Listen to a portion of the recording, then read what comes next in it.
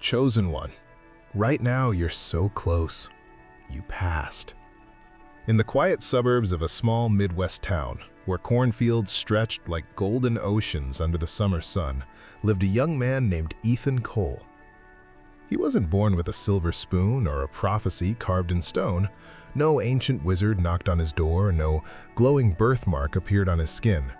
But from the time he was a kid fixing his dad's old Ford pickup in the garage, people said there was something different about him.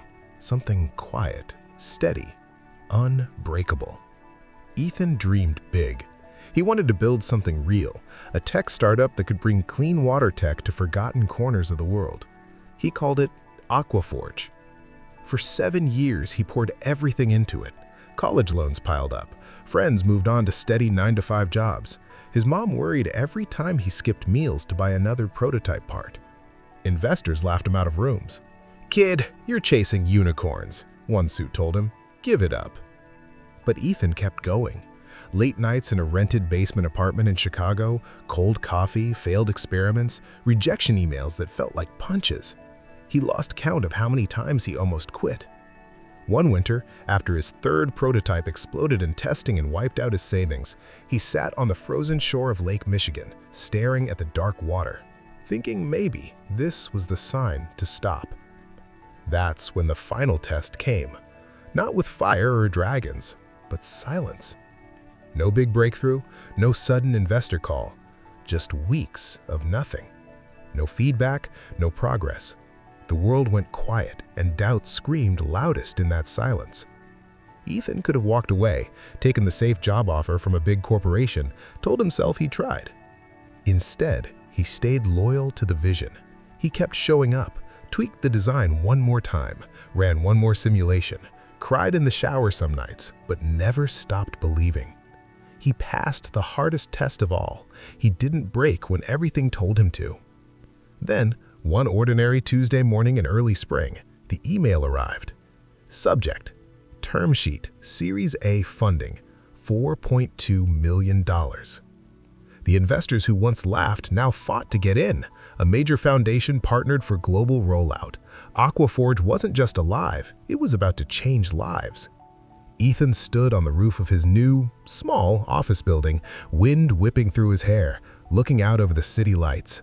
His phone buzzed with messages from old friends, his mom crying happy tears on voicemail, team members cheering in the chat. He whispered to the night sky, half laughing, half crying, "I passed. Right now, I'm so close, and I passed." You see, Ethan wasn't chosen because he was perfect or lucky.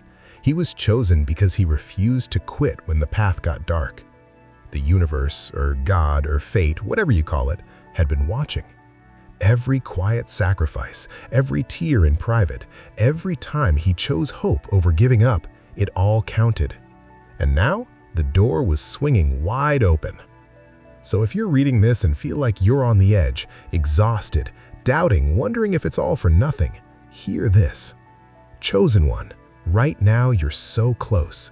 You've already passed the test you didn't even know you were taking. The silence wasn't punishment, it was preparation.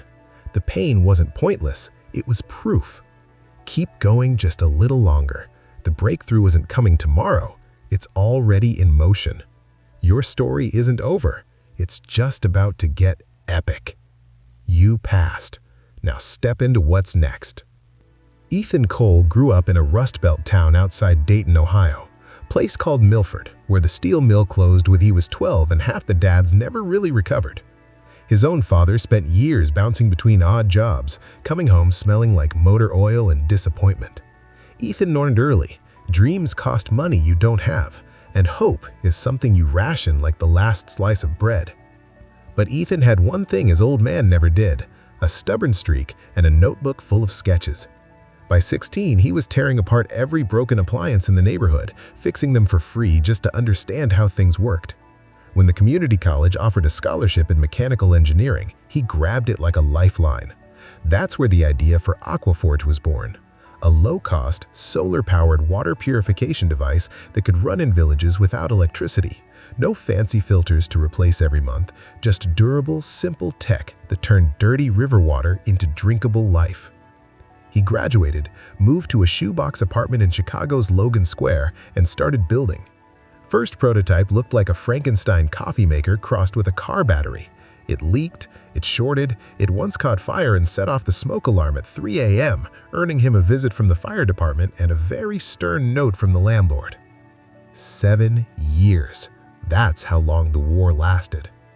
Year 1. Optimism. He quit his entry-level engineering job to go full-time. Friends cheered. Mom sent care packages of homemade chili. Year 2. First real prototype demoed to a small NGO. They loved the concept, until it failed in front of 20 people. Great heart, kid, but heart doesn't purify water. Back to the drawing board. Year 3. Crowdfunding campaign. Raised $18,000, enough for parts and a used 3D printer. Then the video went semi-viral on Reddit. Strangers donated. Strangers also left comments calling him a scammer. The pressure cracked something inside him. He stopped sleeping more than 4 hours a night. Year 4. Girlfriend of 3 years left. I can't keep watching you drown in this, Ethan. He didn't blame her. He barely blamed himself. He just kept working. Year 5. Second major investor pitch. 3 VCs in a sleek downtown office. They asked hard questions. Ethan answered honestly. They passed. One of them, older guy in a crisp suit, pulled him aside afterward. You're talented, but talent without traction is just expensive hobby. Come work for us instead. Ethan thanked him, walked out, and cried in the elevator all the way down. Year 6. The explosion, literally. Third prototype overheated during a long cycle test in a rented garage lab. It blew apart, shards of plastic embedding in the wall like shrapnel. Savings gone, credit cards maxed. He sat on the cold concrete floor surrounded by wreckage, staring at the singed notebook page where he'd written, years earlier, "This changes everything." That night, he walked to the lakefront. February wind off Lake Michigan felt like knives. He thought about his dad, how the man had quietly given up without ever saying the words. Ethan could feel the same surrender creeping in, soft and reasonable. You've tried. No shame in stopping. He pictured taking the corporate job offer still sitting in his inbox. Steady paycheck, 401k, weekends off, normal life. He almost did it. Instead, he made a deal with himself. One more version, just one. No grand promises, no hype, just show up tomorrow and tweak one thing. The silence that followed was the worst part. No dramatic turning point, no angel investor swooping in, just months of grinding in isolation.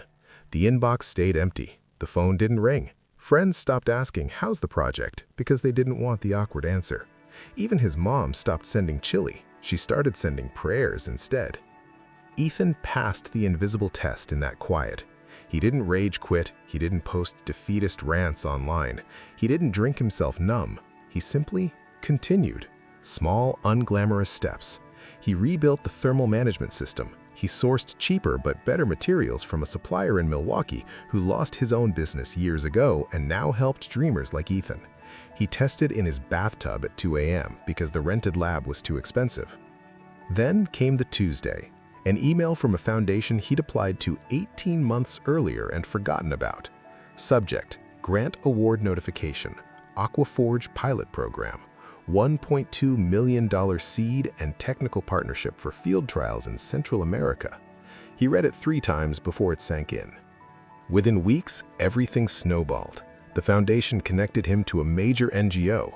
Word spread in impact investing circles. A Series A round followed, $4.8 million. Then partnerships with universities for R&D. Then real-world deployments. First village in Honduras, then Guatemala. Kids drinking clean water who never had before. Photos started coming in, smiling faces, before and after water tests. Ethan framed one and hung it above his desk. 2 years later, he stood on a rooftop in Chicago at dusk, wind still sharp but no longer cruel. The office below buzzed with 20 employees, engineers, marketers, logistics people, all believers. His mom flew in for the launch party. She hugged him so hard he thought his ribs would crack. Old friends who drifted away sent messages. "Dude, you did it." Ethan looked out at the city lights, the same ones he'd stared at during the darkest nights, and whispered the truth he'd earned. I passed. Right now, I'm so close, and I passed. Not because he was special, not because fate owed him, because he stayed when staying felt stupid, because he chose the hard quiet over the easy exit. Every rejection, every explosion, every lonely mile on the lakefront path, it wasn't punishment, it was calibration. The universe wasn't ignoring him, it was forging him. If you're in your own version of that silence right now, bills stacking, doubt roaring, vision blurring, listen close. Chosen one, right now, you're so close. You've already passed the test most people fail. You didn't quit when quitting made perfect sense. The breakthrough isn't a reward for talent alone, it's compensation for endurance. Every tear in the shower, every no that felt personal, every morning you dragged yourself back to the workbench, they counted. They were votes for the future self who's standing on that rooftop now. So breathe. One more day, one more tweak, one more quiet act of faith. The door isn't just cracking open, it's already swinging wide. You've passed. Now, walk through. Your epic isn't coming. It's here. Keep going.